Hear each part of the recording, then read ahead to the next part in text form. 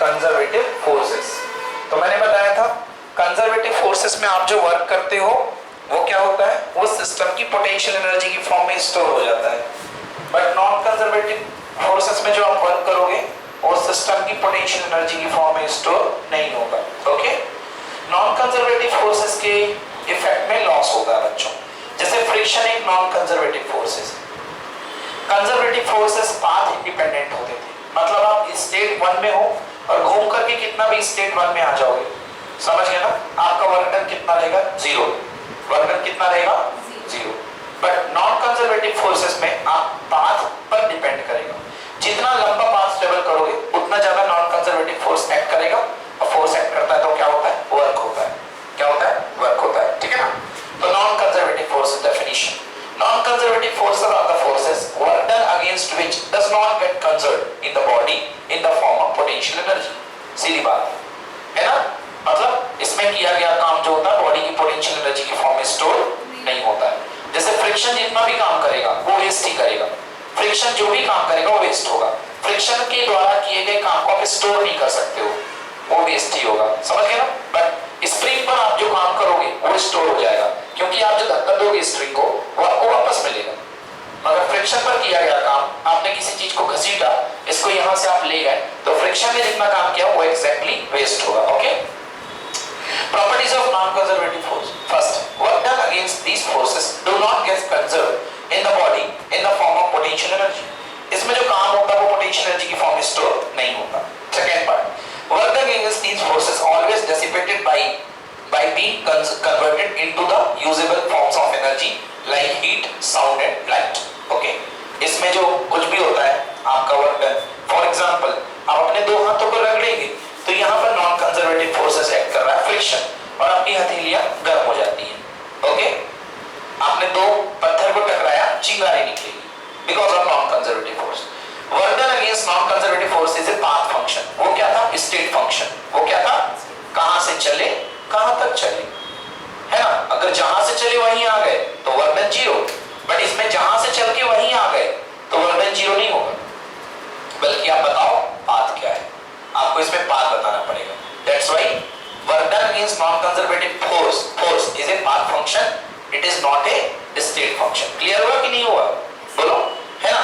जैसे कि मानो हमारे पेरेंट्स हमको बोलते हैं, हमारे पेरेंट्स हमसे क्या बात करते हैं, हमारे पेरेंट्स हमसे स्टेट फंक्शन में बात करते हैं, हमें तो तुम्हारे नंबर 70% चाहिए, अब चाहे पढ़ के लाओ या मर के लाओ, हमें केवल किससे चाहिए, 70%। देखो वो पाथ फंक्शन की बात नहीं करते हैं, है ना, क्योंकि पाथ आपको चलना है, उन्हें चाहिए फाइनल गैप। ओके, तो वो स्टेट फंक्शन में बात करते हैं, और आप बात करोगे पाथ फंक्शन में, सर सुबह ये काम शाम को वो काम, पढ़ाई करे तो करे कब, है ना। तो ये आप पाथ बताते हो, और वो सीधे स्टेट की बात करते हैं कि मैं तो तुम्हें सारी सुविधाएं दे रहा हूं, तुम जितना करो घर में करो, मुझे रिजल्ट दिखना चाहिए।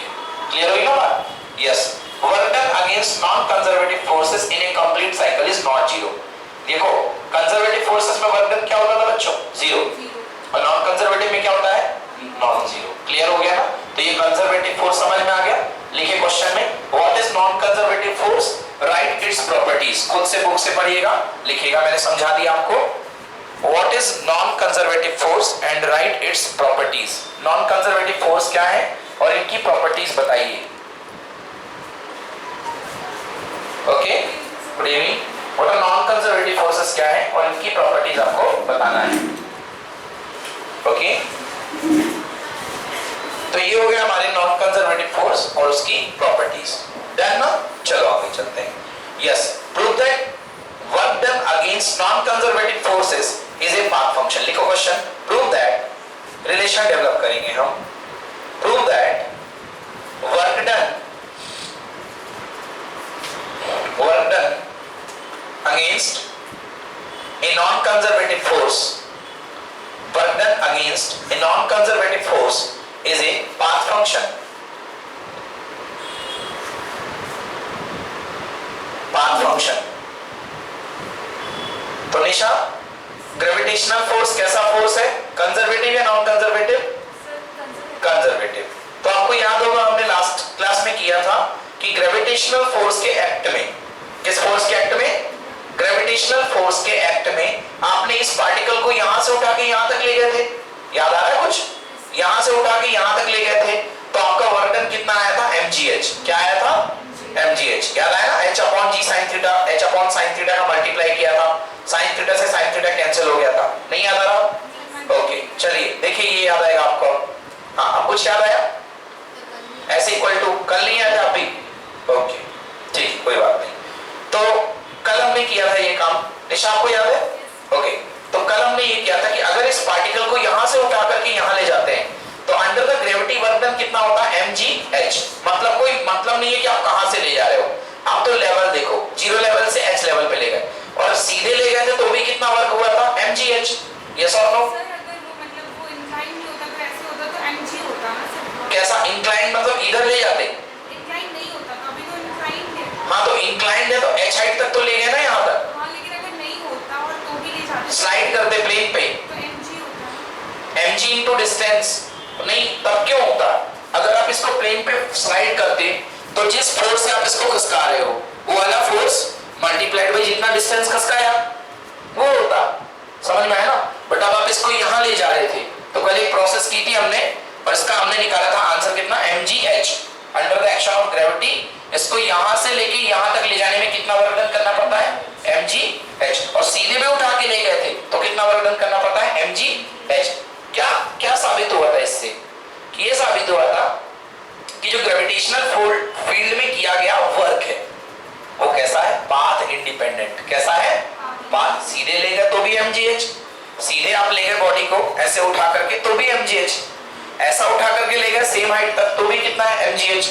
आपने बॉडी को सीधे उठा करके 2 मीटर ले गए, काम हुआ 10 जूल, नीचे से उठा करके वो 2 मीटर हाइट तक ले गए तब भी काम हुआ कितना, 10 जूल, मतलब डिपेंड किस पर कर रहा है, initial position and final position, yes और नो, कौन सा था, कंजर्वेटिव फोर्स, कंजर्वेटिव फोर्स में किया गया काम सेम होता था, आज हम ये वर्क जो कराने जा रहे हैं ये हम कंजर्वेटिव फोर्स से नहीं कराने जा रहे हैं, नॉन कंजर्वेटिव से कराएंगे, हाँ जो पाथ डिपेंडेंट होता है, तो नॉन कंजर्वेटिव फोर्स सिस्टम में क्या लग सकता है, फ्रिक्शन, क्या लग सकता है, फ्रिक्शन, तो मैं आपको बता दूं frictional force is equal to होता है, सब लोग को पता है, mu into R, mu into R, mu into normal reaction, समझ गया ना जी, म्यू इंटू नॉर्मल रिएक्शन, देखो जी जरा नॉर्मल रिएक्शन की जगह देखो ये जा रहा नॉर्मल रिएक्शन, तो नॉर्मल रिएक्शन की वैल्यू किसकी इक्वल होगी, mg sin थीटा, ये हमने कल भी बताया था है ना, कि नॉर्मल रिएक्शन की जो वैल्यू होगी mg sin थीटा के इक्वल होगी, से यस और नो,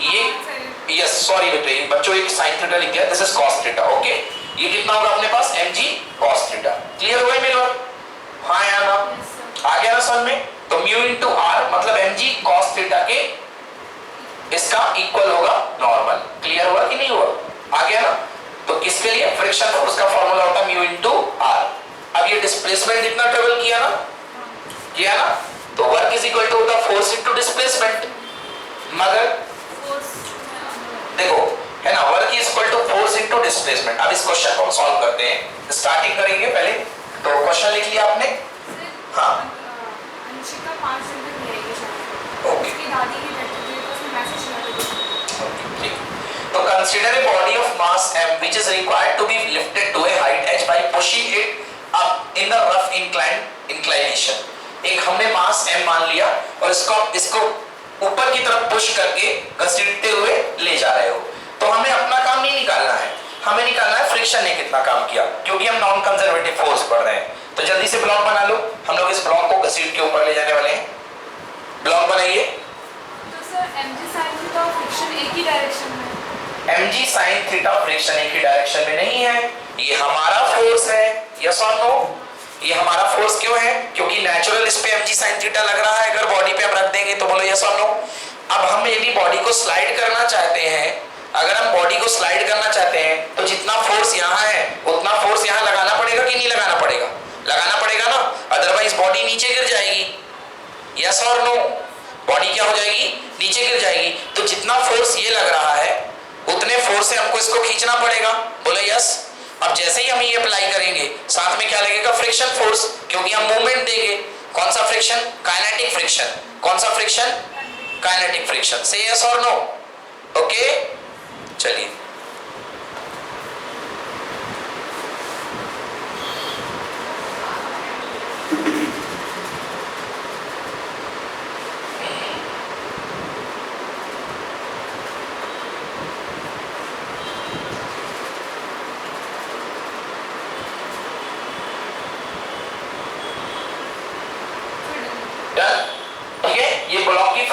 पोजीशन है, इसको हम यहाँ खींच करके ले गए हैं। तो हमें निकालना है work done by the yes minimum force required to slide the body in the rough inclined surface. हमको मिनिमम फोर्स कितना लगाना पड़ेगा? देखो जी, अगर आप बॉडी को उठाना चाहते हो यहाँ पर तो आपको दो फोर्स लगाने पड़ेंगे। एक, आप जैसे ही उठाना चलाना शुरू करते हो तभी ये रोल में आ जाता है, कौन? काइनेटिक फ्रिक्शन आएगा ना, क्योंकि जब तक रखी रहेगी तब तक स्टैटिक फ्रिक्शन काम करेगा, क्योंकि बॉडी इंक्लाइंड प्लेन में रखी हुई है। बट जैसे ही आप स्टार्ट करोगे तो ये रोल में आ जाएगा ना। हाँ, तो दो फोर्स एक साथ काम करेंगे, mg sin थीटा प्लस कितना Fk, दोनों का सम आपको यहाँ पर प्रोड्यूस करना पड़ेगा, तभी तो ये हिलेगा ना। कम से कम इतना, इससे ज्यादा दे सकते हो, इससे ज्यादा दोगे तो और अच्छी बात है, बहुत तेजी से चलेगा, बट कम से कम इतना। क्लियर है ना? तो आपको कितना फोर्स देना पड़ेगा? लिखिए, मिनिमम फोर्स रिक्वायर्ड, पहले देख लो बाद में लिखना। Minimum force required to slide the body up through an inclined plane having coefficient of kinetic friction mu is given by F is equal to, जो फोर्स दे रहे हो ये वाला, F is equal to this force mg sin theta plus F kinetic, okay, mu equal to mg sin theta plus friction force का formula mu into r को यहां पर मैंने क्या कर दिया है? n बेटा, n नाम है r का, है ना? r मतलब नॉर्मल रिएक्शन, तो म्यू इनटू n, जो ही समझ में आया कि नहीं आया? Okay, mu into n। Now f is equal to mg sin theta, ये तो रखा हुआ है, म्यू इनटू n मतलब नॉर्मल रिएक्शन। देखो नॉर्मल रिएक्शन कितना लग रहा है? mg cos थीटा, इसको सही कर लो बच्चों, ये cos थीटा है ना? थीटा की तरफ जो कंपोनेंट टूटता है that is cos theta, because this is cos theta and this is sin theta, so this is mg cos theta, दोनों साइन लिख दिया मैंने गलती से। ओके, तो mg cos थीटा अप्लाई होगा, mu mg cos theta, yes और no? ये किसका फोर्स है? आपने जो फोर्स दिया। म्यू mg क्यों लिखा? फ्रिक्शन फोर्स का फार्मूला म्यू इनटू r होता है, म्यू r को मैंने म्यू n बोल दिया, n फॉर नॉर्मल रिएक्शन ना, तो रिएक्शन आता तो r बोलता था पहले में, n फॉर नॉर्मल ले लिया इस बार, तो n ले लो, कोई ज्यादा चेंजेस नहीं है। क्लियर ना? ओके, म्यू इनटू n की जगह फिर n normal reaction mg cos theta, done. Okay, चलो अब इसके बाद हमें चाहिए है, हम देखो s निकाल रहे हैं, s mg sin theta. Now s का वैल्यू कितना होगा? Sorry, s equal to h upon sin theta, ये कल ही करवाया था मैंने, आपको तो बनता होगा, आप देख लो बेटा, s equal to h upon sin theta. ये टोटल जितना डिस्प्लेसमेंट ट्रेवल हुआ है फोर्स की डायरेक्शन में, भाई वर्क होता क्या है? वर्क इज इक्वल टू होता force into displacement in the direction of force. अगर आप displacement in the direction of force लगा दोगे तो सारे पंगे खत्म हो जाएंगे, वेक्टर फैक्टर सब कुछ, समझ गए ना? तो फोर्स हमारा इधर ही लग रहा है, डिस्प्लेसमेंट भी इधर ही लग रहा है, तो मतलब जिस समय आपको यदि ये फॉर्मूला आ जाए F into displacement in the direction of force, तो उस समय क्वेश्चन बहुत इजीली हो जाता है। So work is equal to force into कितना है? S। अब हमें S निकालना है, तो थीटा ये एंगल है, sin theta is equal to perpendicular कितनी हाइट गया? h अपॉन हाइपोटेनस कितना है? s ऊपर आ जाएगा, s equal to h upon कितना? sin theta. तो फटाफट हमने s की वैल्यू निकाल ली, h की वैल्यू निकाल लीजिए एक बार, फिर मैंने बता दी आपको h की वैल्यू,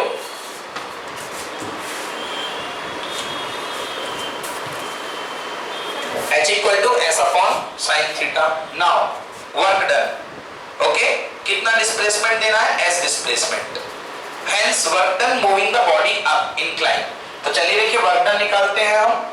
वर्क डन बॉडी को इंक्लाइन करने में कितना किया गया? ऊपर की तरफ। Work done is equal to force into distance into cos theta. मैंने आपसे कुछ कहा था मालूम है?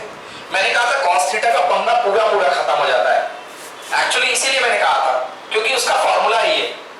उसका फार्मूला क्या है? Force into displacement in the direction of force. अरे सुनो, मेरी बात सुनो, work done is equal to होता है फोर्स मल्टीप्लाइड बाय डिस्प्लेसमेंट और distance in the direction of force. बोलो जी हाँ या ना? तो जब आपका फोर्स भी यहां लग रहा है और डिस्टेंस भी यहां लग रहा है तो कॉस्ट तो ऑटोमेटिकली जीरो होना ही है, क्योंकि आप बोल ही रहे हो distance in the direction of force, मतलब डिस्प्लेसमेंट और फोर्स के बीच का एंगल कितना है? जीरो। उसी डायरेक्शन में तो ले रहे हो, तो आपका डिस्प्लेसमेंट पूरा का पूरा काउंट होगा, ये cos 0 1 हो जाएगा ऑटोमेटिकली। ठीक है ना? मैंने एक बात आपको बोल दी थी, इसका मतलब मैंने समझाया, और नहीं समझना है तो डोंट वरी, अपना एंगल 0 डिग्री रख दो, कुछ भी नहीं है। तो भैया फोर्स इक्वल टू ये पहले निकाला, ये देखो ऊपर, this is force. Now what is S, H upon sine theta into what is cos theta, cos 0 1, agree not agree? Okay, now solve this, so simple. How to solve? h into sine theta हो गया h upon sine theta, h upon sine theta को अंदर कर दो, sine theta से sine theta cancel, कितना बच गया बच्चों, mgh। Now mu mg, cos upon sign क्या होता है, cot 1/10, mu mgh upon tan theta. So this is your work done, this is your work done. Okay, तो देखो पिछले बार कितना आ रहा था, केवल mgh आ रहा था, और इस बार कितना आ रहा है, म्यू जी, म्यू mgh के साथ इतना पार्ट ऐड हो गया है ना, मतलब फ्रिक्शन ने काम बदल दिया, मतलब फ्रिक्शन फोर्स की प्रेजेंस में जो आपका वर्क हो रहा है वो ज्यादा हो रहा है, समझ गए? तो जब आप फ्रिक्शन फोर्स को कंसीडर करते हो तो ये नॉन कंजर्वेटिव फील्ड बन जाता है। ओके, हाँ, अगर आप इस एंगल को बढ़ाओगे तो tan थीटा की जगह tan थीटा मान हो जाएगा, चेंज करोगे, मतलब एंगल अलग अलग के लिए काम अलग अलग होगा, समझ में आया? एंगल आपका अलग अलग होगा तो आपका वर्क डन भी अलग अलग होगा, क्लियर हुआ ना? एंगल अलग अलग होगा तो आपका वर्क डन भी अलग अलग होगा। ओके, तो ये लिखा हुआ है हमारे पास, similarly if we change the angle of inclination theta to theta 1, then work done will be W1 is equal to mgh upon mu mgh tan theta 1, so simple भाई, थीटा को थीटा 1 से बदल दो तो एंगल चेंज हो जाएगा। Okay, yes और no? ठीक है ना? तो यदि आप इसको चेंज कर देंगे तो ऐसा हो जाएगा। This is clearly shown that the work done in both the cases are different. हमने शो कर लिया ना, पहले क्या आ रहा था mgh, अब चेंज हो क्या रहा है, this clearly shows that the work done in both the cases are different. Hence, work done against non-conservative forces is a path function or a state function? Path function or state function? Path function. Why state function? Path function ना, path पर depend कर रहा ना, initial final position पर depend कर रहा है क्या? नहीं, है ना? So it is a path function. It is not depends only the initial and final state, but also depend on the path. समझ गए ना? थीटा बदल गया, वर्क बदल गया, तो पाथ पर तो डिपेंड कर रहा है, ये फ्लैट पाथ, ये ऊंचा पाथ, ये और ऊंचा पाथ, तो पाथ पर डिपेंड कर रहा है। Okay, in which process has been carried out. Any problem? कहीं पर कुछ पूछना आपको? लिख लिया डेरिवेशन? Okay, finalise. तो ये हो गया अपना work done under the action of non conservative forces. Okay, next लिखिए next, prove that, next derivation, prove that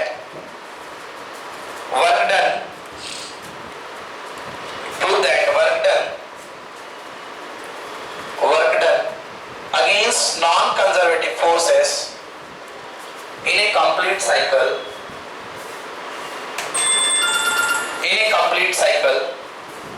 is not zero.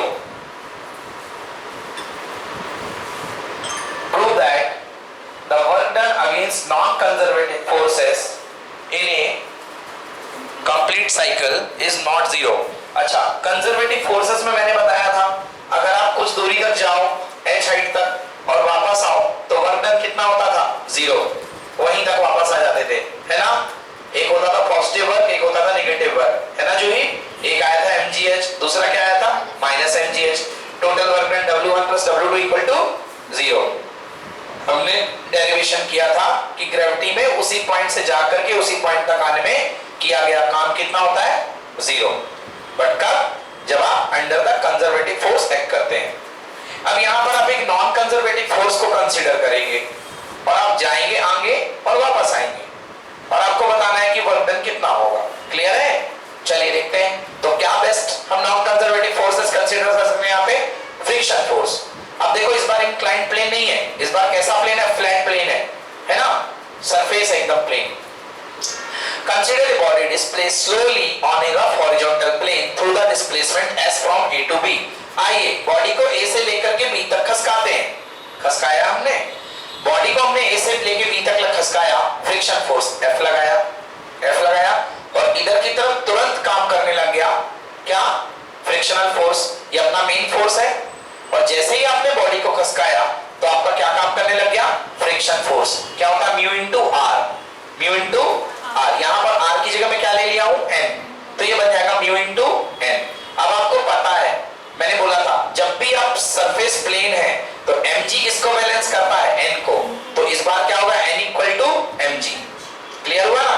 Inclined plane में n mg नहीं होता है, इंक्लाइंड प्लेन में होता है n equal to mg sin theta, mg cos theta, sorry, inclined plane में, ठीक है ना।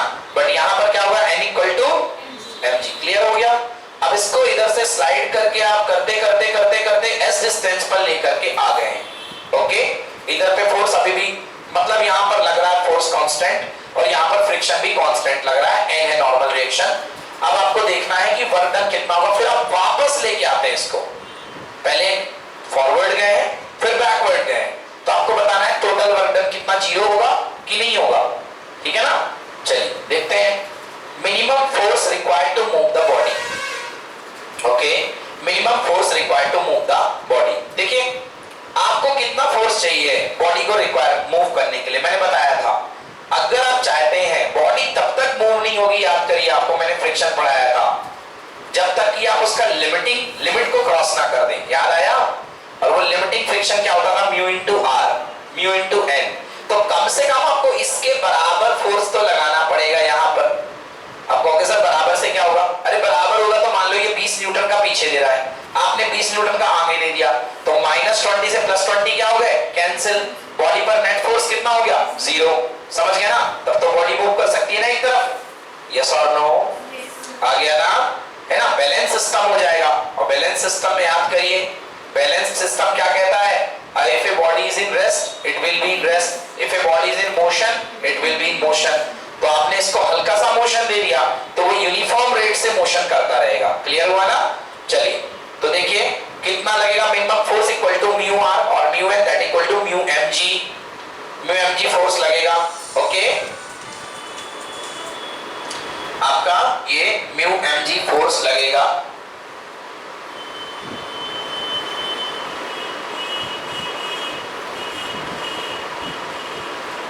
ठीक है।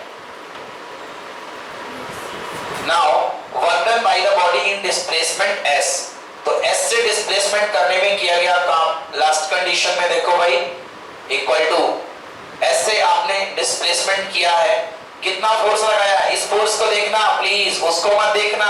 आपका फोर्स ये है, मैं आपके काम की बात कर रहा हूं, फ्रिक्शन के काम की बात नहीं कर रहा हूं। आपने कितना काम किया, फोर्स F लगाया, कितने के इक्वल लगाया, म्यू एन के इक्वल लगाया, कितना खसकाया, S displacement. Formula force into displacement into cos theta, दोनों एक ही डायरेक्शन में है। म्यू F की जगह म्यू mg होगा कि नहीं होगा, भूल गए, ऊपर वाला म्यू mg यहां आ गया, इनटू डिस्प्लेसमेंट कितना S, cos 0 की वैल्यू कितनी 1। ओके, फोर्स, अगर आप force into displacement in the direction of force कहोगे तो एंगल मत लो, नहीं तो force dot displacement best formula is force dot displacement. Clear not clear, so this is mu into N. हो गया। बॉडी बच्चों यहां से यहां पहुंच गई, बोलो यस। अब आपको वापस यहां से यहां लाना है, तो वही सिस्टम है, कुछ नहीं है। अब इस बार आप ला रहे हो यहां, तो फ्रिक्शन काम करेगा वहां, लेफ्ट साइड राइट साइड काम करेगा फ्रिक्शन अपोजिट साइड में, तो आपका फोर्स कितना हुआ, F इक्वल टू कितना होगा, म्यू इनटू एन, तो वही same to same mu into N, mu mg, और डिस्प्लेसमेंट तो इस बार यहां है ना, राइट साइड है ना, इधर लाओगे ना इस तरफ, लेफ्ट साइड सॉरी। ओके, तो again equal to mu mgs होगा कि नहीं होगा, जो ही, is it clear, mu mgs, वही formula same to same. Okay, now total work done is equal to W1 plus W2, that is equal to 2 mu gs, 2 mu mgs।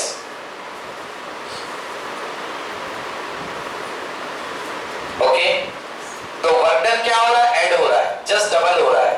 Clear हुआ, मतलब under the action of non conservative force जब आप add work करोगे तो आपका work done घटेगा नहीं, बढ़ता जाएगा।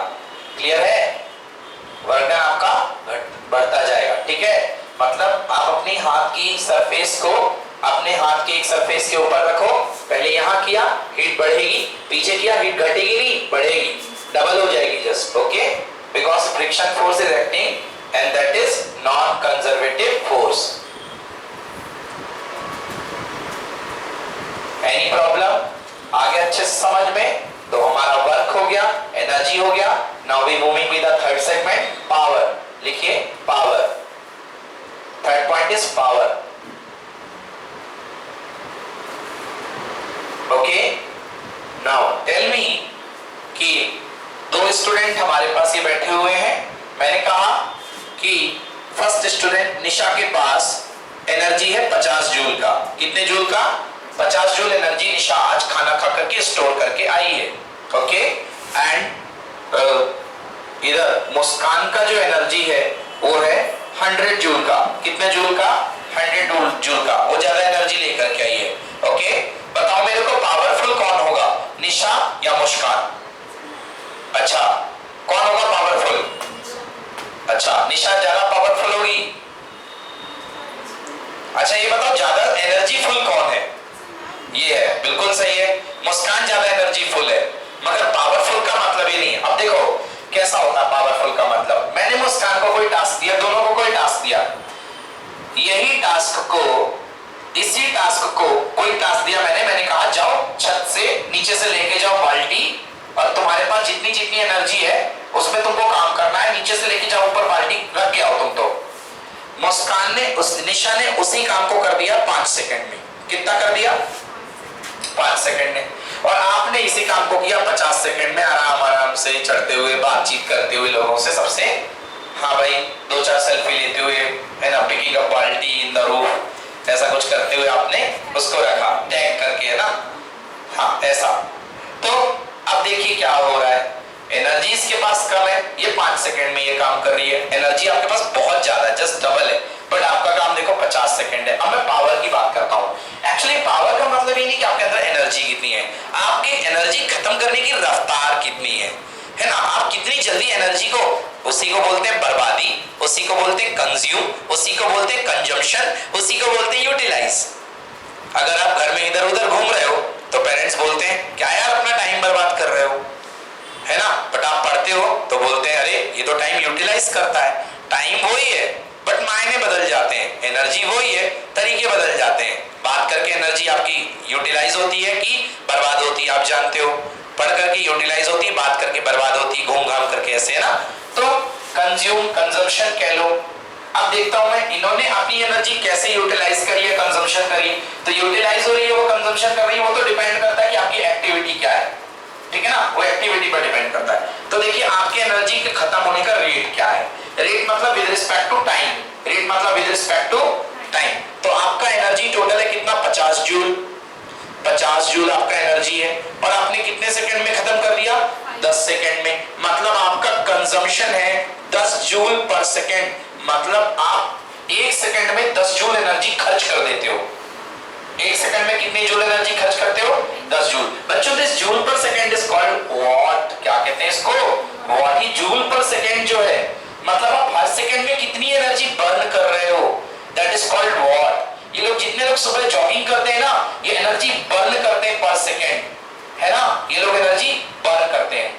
अगर इनकी एनर्जी स्टोर कर ली जाए ना, अगर इनकी एनर्जी स्टोर कर ली जाए तो उस एनर्जी से ये बल्ब जला सकते हैं, घर का लाइट जला सकते हैं, ठीक है ना, पंखा चला सकते हैं उसी जॉगिंग वाली एनर्जी से। और होता भी है, करते भी है। तो 10 joule per second. So your energy is 10 what. कितना हुआ? 10 वॉट। तो आपसे कोई बोलेगा भैया ये 10 वॉट क्या होता है? तो 10 वॉट आपका जो अप्लायंसमेंट है, जो भी आपका उपकरण है, घर में कोई भी डिवाइस है, अगर वो 10 जूल पर सेकंड की एनर्जी खर्च कर रहा है, मतलब 1 सेकंड में 10 जूल एनर्जी की खपत कर देता है, ओके, दैट इज कॉल्ड कि उसका पावर है 10 वॉट। कितना पावर है? 10 वॉट। तो सिंपल फंडा है कि जो जितना ज्यादा वोल्टेज का आप घर में सामान लगाओगे, उसकी एनर्जी की पर सेकंड खपत बहुत ज्यादा होगी। 100 वाट का बल्ब 1 सेकंड में 100 जूल एनर्जी जला के खत्म कर देगा। 500 वाट का बल्ब 1 सेकंड में 500 जूल एनर्जी खत्म कर देगा। ऑब्वियसली 500 वाट का ज्यादा बिल आएगा, क्योंकि आपको बिल किसका करना पड़ता है? पे, एनर्जी का। किसका बिल पे करते हो आप? एनर्जी का, इलेक्ट्रिकल एनर्जी का। The most convenient form of energy that is utilizable is called electrical energy. Clear not clear? Nisha, are you getting? Now I am talking about Muskaan का। देखिए पावर कितना है मुस्कान का, देखिए 100 जूल खर्च करती है कितने सेकंड में? 50 सेकंड में। मतलब इसका जो खर्चा है that is equal to 2 joule per second. Okay, देखिए इसका पावर 10 जूल पर सेकंड है और आपका पावर 2 जूल पर सेकंड है। इवन दैट आपके पास एनर्जी बहुत ज्यादा है, डबल है, बट आपकी प्रोसेस बहुत स्लो है, तो आपका कंजम्पशन कम है, आपका कन्वर्जन कम है। That's why your power is less, your power is only 2 वाट। कितना पावर है? 2 वाट। आपका बल्ब धीमा चलेगा, इनका बल्ब तेज चलेगा। समझ में आया? सो this is the difference in power and energy. So what is energy? Energy is the capacity of doing work. Okay? क्या आप कितना काम कर सकते हो? That is called energy. Energy wise दोनों सेम, दोनों अलग अलग है यहाँ पे. Okay? That is capacity of doing work is energy, but rate of doing work is called power. काम करने की रफ्तार, काम करने की रफ्तार क्या होती है? That is called power. Clear हुआ? ठीक है ना? तो लिखिए answer power. What is power? It is the rate of doing work is called power. Okay? Rate change of work is also called power. So what we can say? Power is equal to work upon time. Power is equal to work upon time. This is uniform power. कैसा power है? Uniform power. कुछ आपको याद आ गया होगा? Velocity is equal to displacement upon time. Uniform velocity. याद आया? Uniform velocity. That is called uniform velocity. Similarly here, power is equal to work upon time. Uniform power. है ना? एकदम से पावर बढ़ गई, एकदम से पावर घट गई, है ना? बट ये पावर यूनिफॉर्म है जो हमारे डिवाइसेस में मिलती है, एकदम हर समय बराबर पावर मिलती है। क्लियर है? सेकेंड देखिए average power P is equal to delta W upon delta T। कोई सुबह से शाम तक काम किया बंदे ने, तो आप उसका पावर कैसे निकालोगे? वो यूनिफॉर्म पावर होगा क्या? ना, एवरेज पावर, क्योंकि उसके काम करने की रफ्तार हर समय सेम नहीं होगी, तो आपको पूरे दिन का काम और पूरे दिन का टाइम निकालना पड़ेगा, तब आप उसका एवरेज पावर निकाल पाओगे। Okay, that is average power. Similarly here average velocity, what is average velocity? Total displacement upon total time. Yes और नो? ओके, नेक्स्ट पावर कौन सा टाइप का होता है बेटा? Yes, which type? Not revision type. हाँ, very good, instantaneous power. Okay, instantaneous power is equal to what? dp upon कितना? dt। Oh mistake is here, dw upon dt। Rate of change of time, sorry, rate of change of work with respect to time. Okay, it is also called time rate of change of work. Okay, and here instantaneous velocity is what? ds by dt. Yes or no? Okay, so what is power? Average power is defined as the total work done by the body divided by within total time taken. पढ़ा चुका है ना? This is average power. Okay, average power, and here it is instantaneous power. Yes, any problem?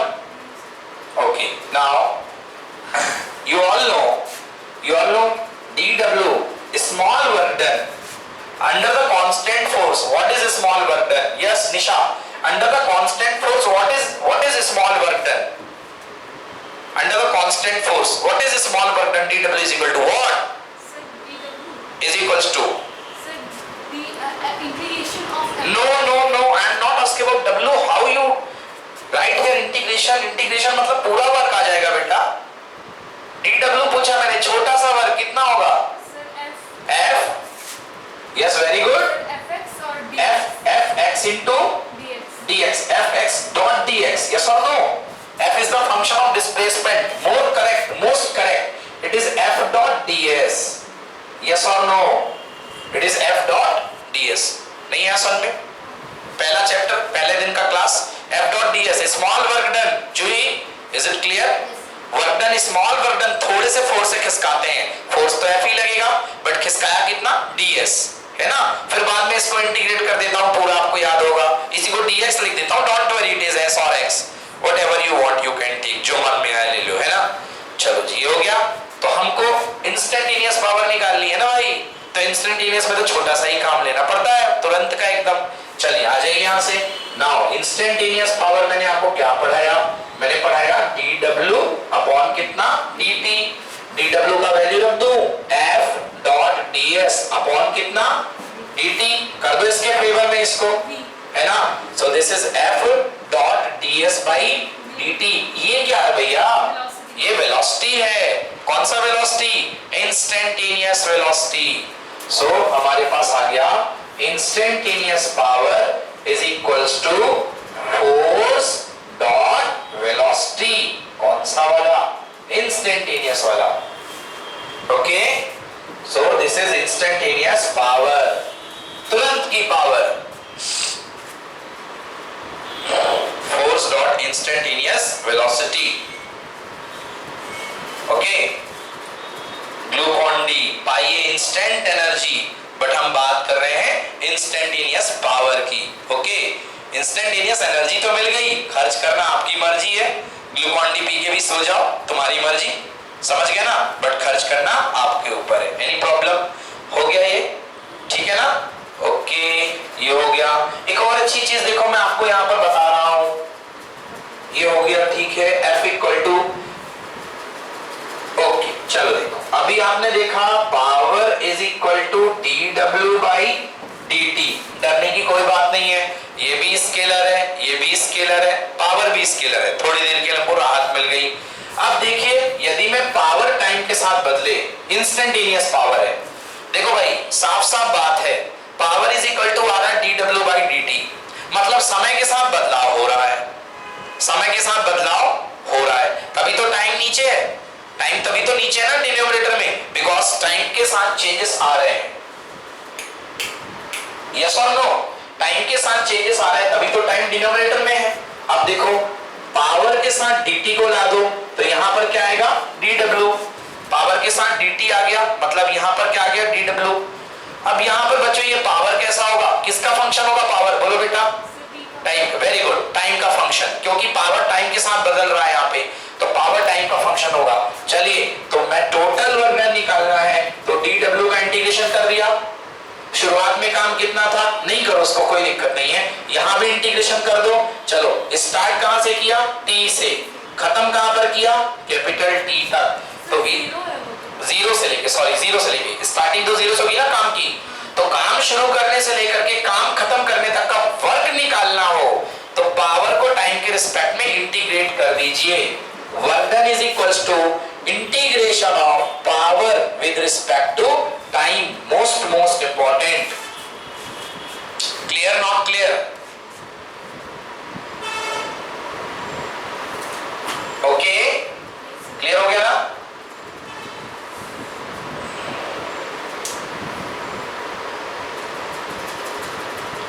तो power को हमने integration कर दिया, तो हमको वर्क मिलेगा। इंटीग्रेशन का मतलब क्या होता है, एरिया।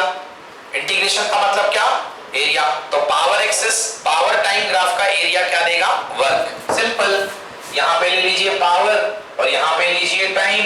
तो अगर कोई पावर टाइम के बीच में ऐसा ग्राफ खींचा हुआ है, अगर आप यहां से लेकर के, suppose this is time t1 and this is time what, t2, तो आपको ये एरिया जो होगा, ये उस बंदे का काम होगा जो सुबह से शाम तक t1 से लेके t2 तक लिखा गया है। This is what, this is work. Why this is work, because integration meaning area, तो ये एरिया जो है आपको वर्क देगा। Kindly raise your question, any question you have. Integration means area, integration means area and area giving here work. Okay, तो power time graph का area क्या देगा आपको, वर्क देगा। ओके, थोड़ा सा रिपीट करा देता हूं अगर आपको इंटीग्रेशन भूल गया है तो। Okay, velocity is equal to होता है rate of change of displacement ds by dt। Now velocity का with respect to time is what, क्या, ds। ठीक है ना, हमारे इंटीग्रेशन एक्सपर्ट जो ही, dx का इंटीग्रेशन कितना होता है, x होता है, तो इसका भी इंटीग्रेशन कर लो।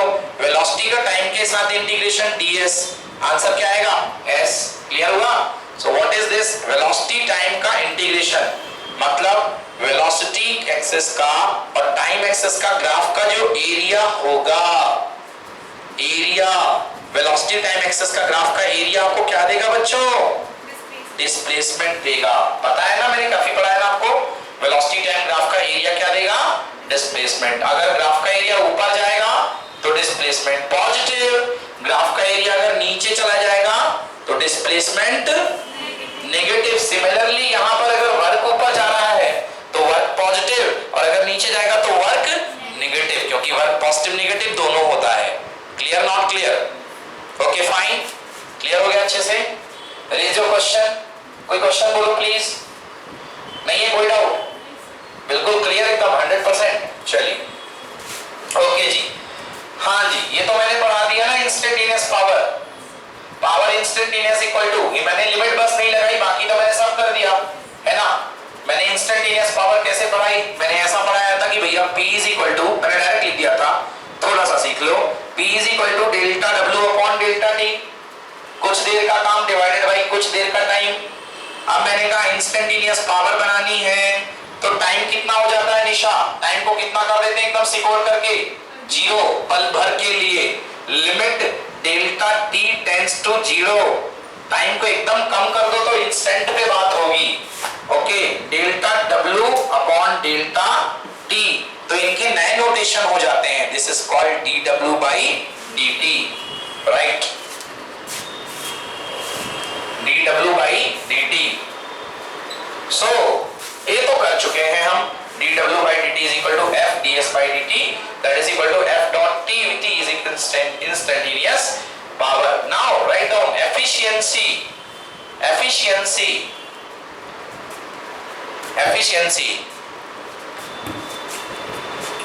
Okay, output upon input, power output upon power input. Okay, power output upon power input, P out. Efficiency is denoted by the symbol eta, ITA, eta. Not neta, it is eta, it is correct, it is eta. N silent होता है भाई। हाँ, N silent. Okay, it is eta. Correct name it is eta. Okay, N is eta is equal to P out upon P in. Output power upon input power. ठीक है? आप किसी भी motor को जितना इनपुट देंगे कभी वो आउटपुट मोटर उतना नहीं देती है। ठीक है ना? हम कभी भी जितनी एनर्जी खाते हैं उतनी एनर्जी कभी रिस्पॉन्ड नहीं करते हैं, क्योंकि हमारे शरीर को भी तो चलाना है भाई। ठीक है ना? हमारा कोई शरीर पाइपलाइन थोड़ा ना है कि जितना पानी दिया उतना बाहर आ जाएगा। पाइपलाइन में भी पूरा पानी बाहर नहीं आता, 2-4 तो पार्टिकल छप जाते हैं ना पानी के, उसको टच में रहते हैं, है ना? तो हम जितनी एनर्जी लेते हैं, जितनी पावर इनपुट लेते हैं उतनी हम बाहर नहीं देते। So what is this? Power, you get a work upon time, work out upon time out, upon this what? Work upon time in. Okay, work in upon time से time क्या हो गया? Cancel. So what is this? Is work output, output work upon input work, more correct. So power output upon power input is similar as energy output upon energy input is similar as output work upon input work. So the ratio of the power is efficiency. It is same as the ratio of the energy. Write all these point. Write all these point. Okay.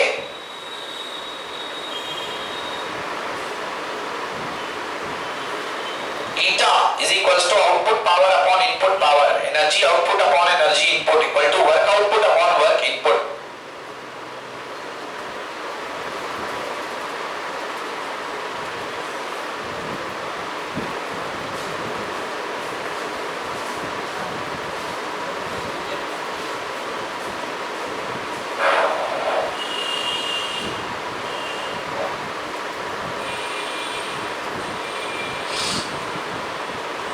Any problem?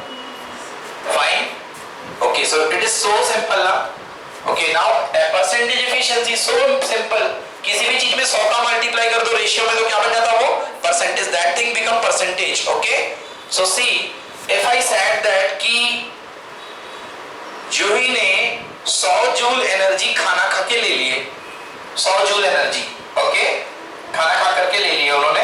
वैसे बहुत कम है बेटा, 100 joule नहीं, आप लोग बहुत ज्यादा लेते हो, है ना?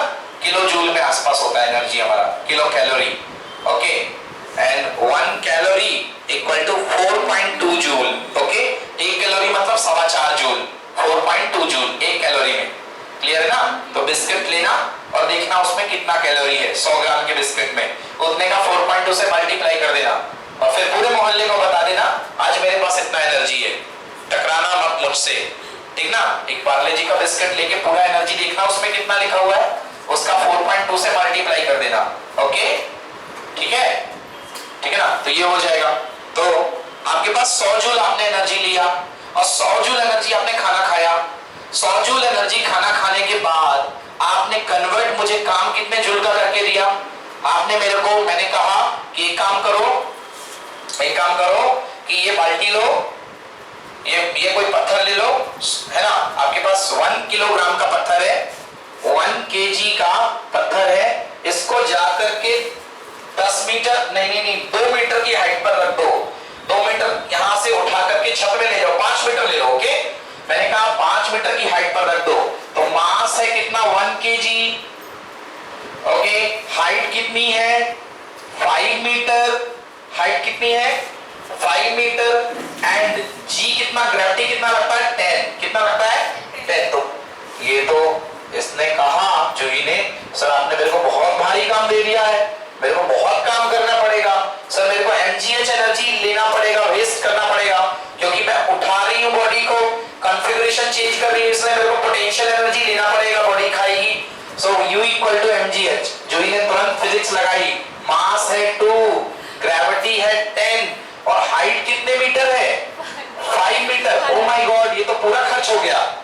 जूही तो सो जाएगी, पॉसिबल ही नहीं है। थोड़ा सा मेरे को हाइट कम करनी पड़ेगी बच्चों। मैं 2 मीटर कर रहा हूं, कितने मीटर 2 मीटर। या तो मेरे को इसको खाना ज्यादा खिलाना पड़ेगा, क्या करूं, खाना खिलाऊं कि हाइट कम कर दूं, हाइट कम कर दूं। चलिए हाइट कम कर दिया। अब देखिए एनर्जी कितना हुआ 2 जूल, 2 into 20 2 into 10 20 into 2 कितना 40 जूल। कितना एनर्जी लगा आपको ऊपर जाने में 2 मीटर 40 जूल। अगर मैं यहां पर 5 कर रहा था तो देखो 100 जूल आ रहा था, यस और नो। मतलब 100 जूल लिया और 100 जूल दिया। अरे वाह, ये तो 100% एफिशिएंसी वाली बात हो गई कि जितना इनपुट मैं दे रहा हूं पूरा का पूरा उतना आउटपुट। कभी पॉसिबल नहीं है, ऐसी दुनिया में कोई मशीन नहीं बनी है जो 100% एफिशिएंसी दे दे। समझ में आया? कोई भी मशीन नहीं है जो 100% एफिशिएंसी दे दे। 100% एफिशिएंसी देने का मतलब क्या है, खुद के लिए कुछ नहीं करना, जितना इनपुट उतना आउटपुट। इंजन चला, हाँ सर वो सिंबल U को कौन सा नीटा, न्यू बोल रहे हो। सर वो U = mg। U = potential energy. U potential energy बताया था ना, काइनेटिक एनर्जी इसके, है ना। Total energy = potential energy plus kinetic energy, U + K। याद आया? ओके, चलिए एफिशिएंसी निकालते हैं इनकी। बस एफिशिएंसी नाउ 40 काम किया, आउटपुट काम कितना किया 40 जूल। हमने कितना दिया आपको 100 जूल मल्टीप्लाई बाय कितना 100। यस और no? Your answer now will be in percentage. 100 से 100 कैंसिल, जूल से जूल कैंसिल। आपका मशीन का एफिशिएंसी कितना है 40%। 40% आप मेरे को आउटपुट दे रहे हो, समझ गए? 40% आपका एफिशिएंसी है, ठीक है ना। कोई भी मशीन प्रैक्टिकल वर्ल्ड में नहीं है जिसका एफिशिएंसी 100% हो, क्योंकि चलने के लिए भी तो कुछ लेगा। जनरेटर में आपने फ्यूल भरा, कितना एनर्जी दिया, कुछ चलने को भी तो लेगा, फ्री में थोड़ा ना चलेगा। दैट्स व्हाई कभी 100% नहीं मिलता है। Okay, any problem? So this is finish for today. Okay, कल पढ़ते हैं आगे। चलिए।